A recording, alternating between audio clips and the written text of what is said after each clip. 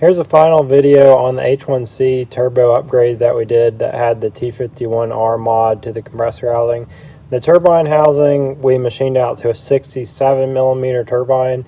The reason I do that more so than the 64 is because the HX35 tip height is wider than the HX40 tip height 64mm turbine.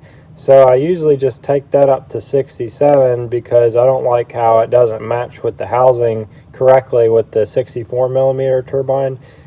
And I know other people do it anyway, but I just don't like to do that because you have to move the bearing housing in and it's kind of annoying.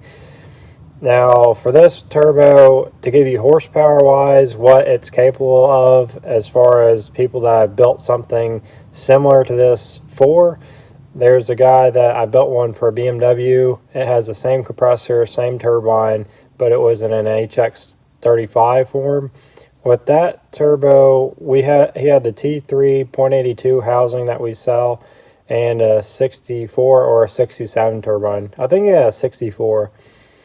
So with that one, he made 718 horsepower. I think that was in the 30-pound range or 25 to 30. I can't really remember.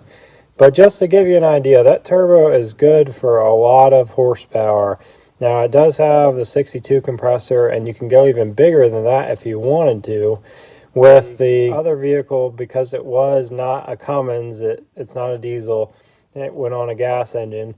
You have a lot more horsepower capability when you put it on a gas engine, especially when you're running E85. That's why they can expect those kind of results out of that turbo. If you put this like on a Cummins, I'm sure you could still make in the 650 horsepower range, maybe even more.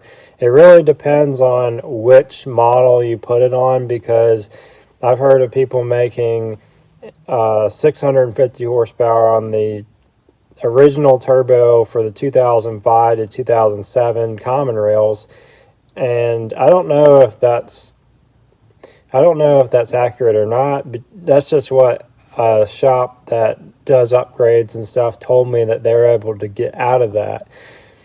Now that's really the only time I've heard of someone making that kind of power. When they upgrade to the 67 turbo and the CW, most people that I build those for make about 725 horsepower on those trucks, which is really good power for doing an upgrade to the stock turbo.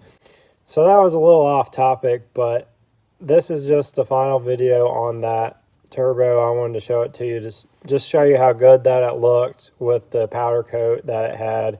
It had like some kind of, I guess, metallic finish in the paint, which is really cool.